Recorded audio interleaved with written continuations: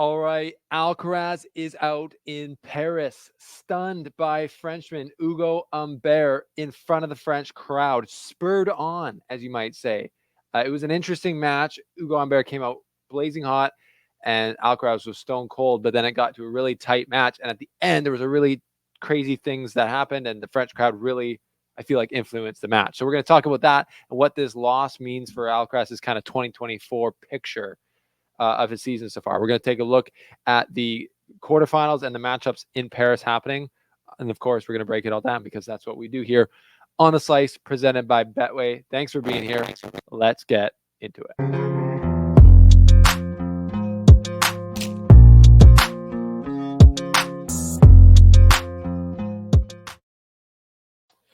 Wow, that was a match. And I mean, Hugo Humbert, he's got some showmanship to him, but in general, I've always thought of him to be kind of more of like a smooth, calm character out there. But he was fired up in today's match, potentially doing some controversial behavior at the end of the match, which we'll get into and I'll talk about. I didn't think it was bad. I love this type of gamesmanship going back and forth. And honestly, this is the type of stuff that Alcaraz does. So I don't think anyone should really have a problem when Humbert does it. Back to Alcaraz in a really tight match where emotions were high. So we're going to get into that, but this is The Slice presented by Betway. Thanks for being here. If you want to see my picks and tips on, who to, potentially get some action on, follow me on the Betway app. The link is below that's where I post specific videos to that community, whether who I'm liking in certain matchups. Don't listen to me on the last one I made because that was wrong. But anyways, follow me on the Betway feed down below. And I went back. I was not able to watch the match today live, but I was able to go back and scrub through the match in a great way. And how I was able to do that was using Tennis TV, who is our other presenting sponsor. That is right. The Tennis TV. It's on Tennis TV, bro. It's going to be on Tennis TV, bro. Remember when Medvedev said it? He was talking about this Tennis TV. So link below to try it. If you are a tennis fan and you have not got an account on Tennis TV, what are you doing? It's essential to my work as a tennis analyst. I go back, I'm able to watch the matches in perfect definition right away. The entire replay is up, so I don't have to go watch the highlights. I can literally scrub through the actual match like I do. There's also a ton of classic matches up there in their full length that you really can't find anywhere else. So to me, it's an absolute no-brainer. Go check it out. Link below to try Tennis TV, and shout out to them for supporting The Slice. Okay, so yeah, big news in Paris. Alcaraz loses to Hugo Humbert. Some would say it's not that big of news. It's not that unexpected because Alcaraz has had a propensity in a short career so far to play his worst tennis after the U.S. Open in this latter part of the year. But this year he's had some good results. He won in Beijing. He's just played better tennis than he did last year, like if we're going to put it that way. But here's a result where he definitely like to have it back. But he almost had it too. And we're going to get into how this match went along. We're going to look at the stats. We're going to break it down.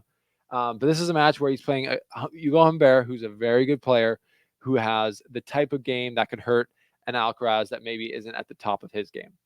And that play style that Hugo Humbert brings is a powerful counterpuncher who stays close to the baseline and moves forward and is aggressive. So Hugo Humbert doesn't get pushed back from the baseline a lot.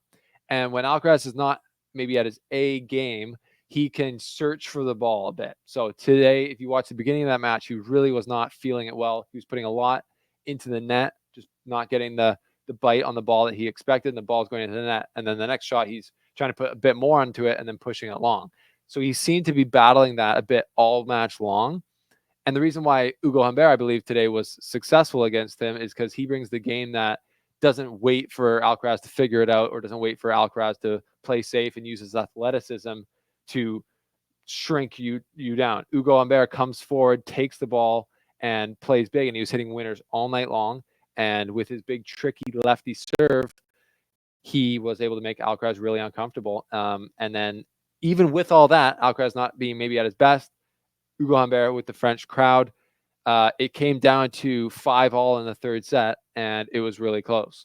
So let's break it down match as the match went in full. So 2 hours, 16 minutes, not a super long match for a 7-5 in the third set.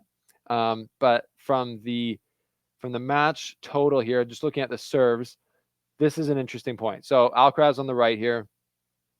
First serve percent in, Alcaraz wins 61% in, and first serve points won quite comfortably. Alcaraz 83%. That's a super high first serve points won. Again, he could have won this match. So like that is the context you have to look at all these stats through. He was 2 games from winning the match. He was really 1 point from getting a break point to go up a break to serve for it in the third set. So it was close, and he held his first serve better than Humbert did. But the second serve points is pretty significant, I think.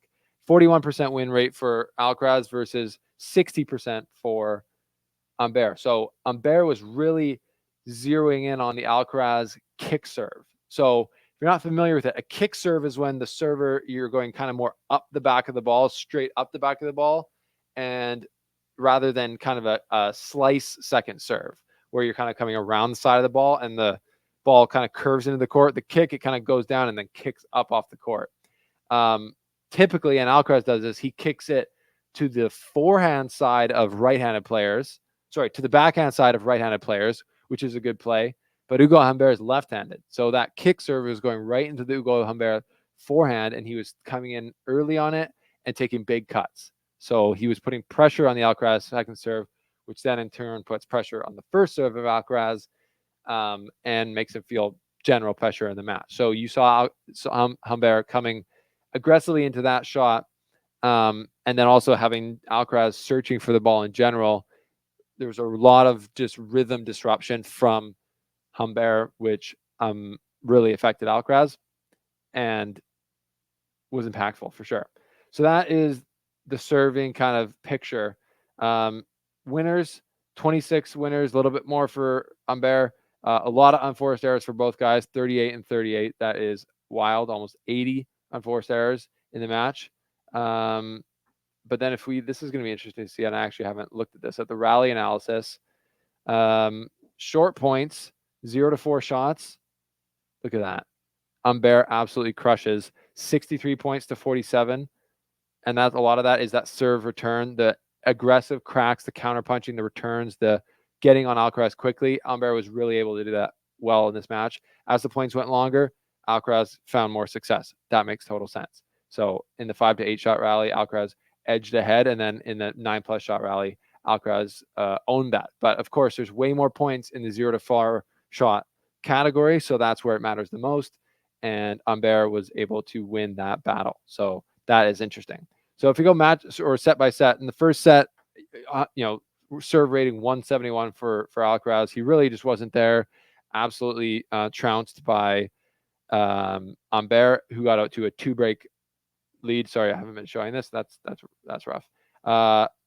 He hasn't been showing, or Humbert got out to a 2-break lead in the first set and ran away with it, 6-1. So there's not really that much to talk about there, but second serve points won, 0 points for Alcaraz on his second serve out of 5 in that set. Pretty crazy. Set 2, closer set, 1 break for Alcaraz, no break points faced for Alcaraz. So Alcaraz played a better set, felt more comfortable on a serve for sure. And then you're thinking, okay, is Alcaraz going to turn it up and run with it in the third set? But no, it was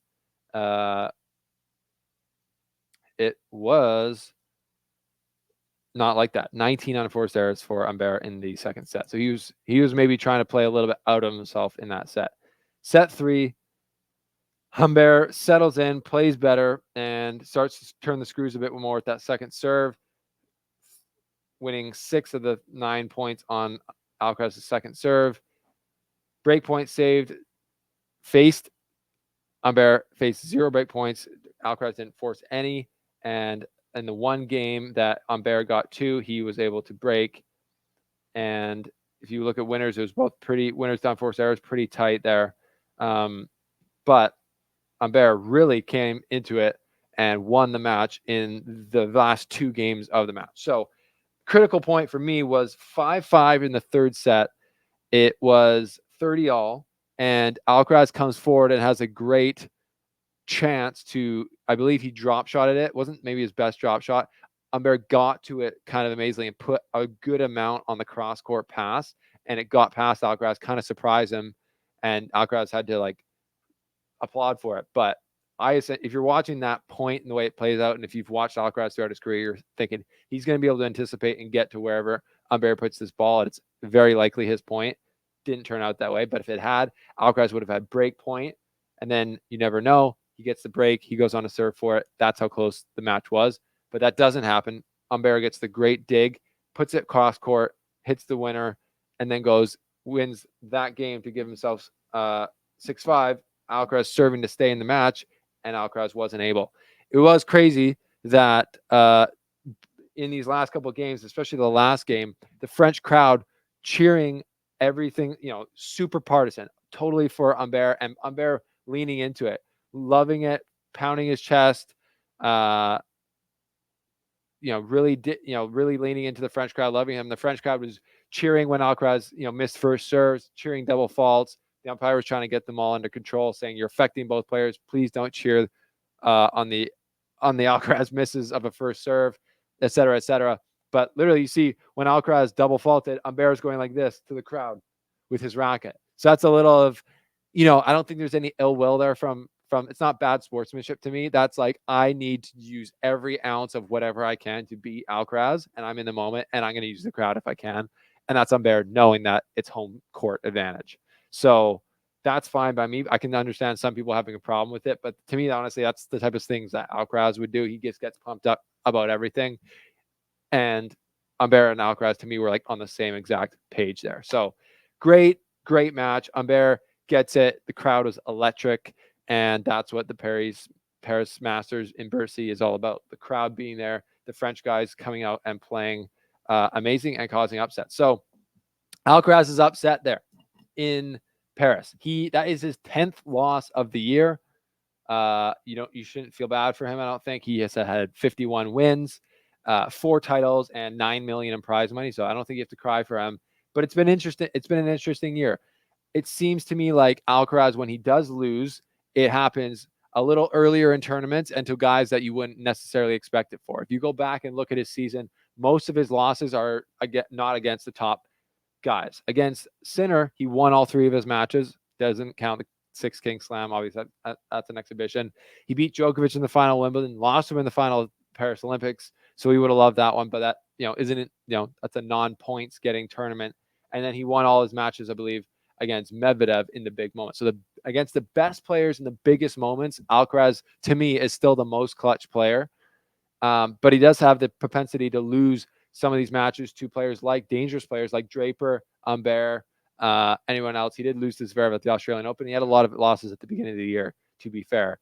Almost lost nothing in the middle of the year. So that's kind of the story with Alcaraz. I think sometimes he can lose rhythm and lose a bit of his game against players that he is not completely up for, and he doesn't have the most preparedness for.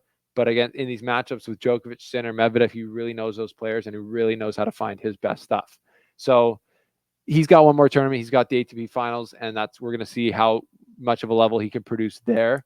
I think he's going to be gunning. He would really like that. I'm sure to finish the year on a high note, proving that against the best players in the world, he can be the best player and win the matches.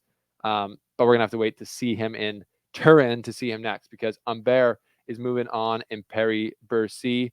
Let's look at the draw there in Paris, because it's wide open now with Alcaraz being out of it. So we're in the quarterfinals. We've got some amazing quarterfinals here. We've got Holger Rune versus Alex de Minaur. Alex de Minaur, who had a great win today, versus Jack Draper. So Alex de Minaur keeps his hopes alive for Turin as he beats Draper, who is on a massive streak after winning in Vienna. So that's a great win for de Minaur to keep, like I said, his hopes alive. Zverev beats Fils in 3 sets. A lot of 3 sets matches here in Paris. Again, 3 sets for Cozo and Rune, 3 sets for de Minaur Draper, 3 sets for Zverev and Fils. Tsitsipas 3 sets over Cerundolo. That's a great win for Tsitsipas. He's into the quarterfinals to play Zverev. Honestly, this is a good result for him at this point, because he's needed to do that. or for a long time. And he hasn't been able to put wins together like this. So this is good for him. Grigor Dimitrov beats Rinderknech on the Betway feed. That's when I picked as Rinderknech for an upset, and it was pretty close, to be fair, because I believed Dimitrov had the pressure on him to try and make the final to get to Turin. So his dream or his hopes for that stays alive. He beats Rinderknech, but he's in tough against Khachanov, who's been in great form. Won in Kazakhstan. He's been winning a lot of matches lately. But that's a great win for Dimitrov, getting through Rinderknech with the home crowd. We know how he can be very combative in front of the French.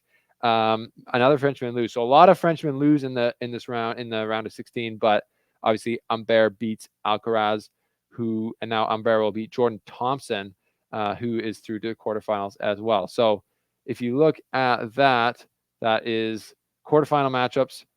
On the bottom, completely wide open. Dimitrov, Khachanov, Thompson, Humbert, Zverev, Tsitsipas. That's a a lot of history in that matchup. That's going to be interesting to see. That's I feel like it's a bigger match for Tsitsipas than Zverev. Zverev's into the ATP finals. Tsitsipas won't be there this year, which is again to me scandalous. Holger Rune, Demon Hour. That's going to be physical.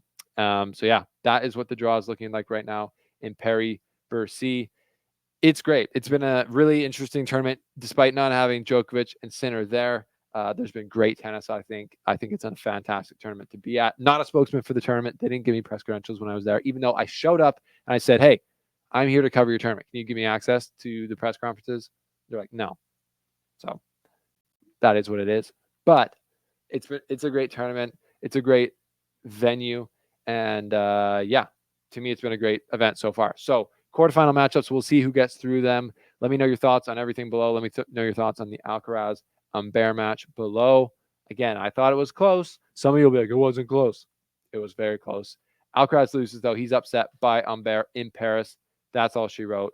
This has been The Slice. Thanks for being here.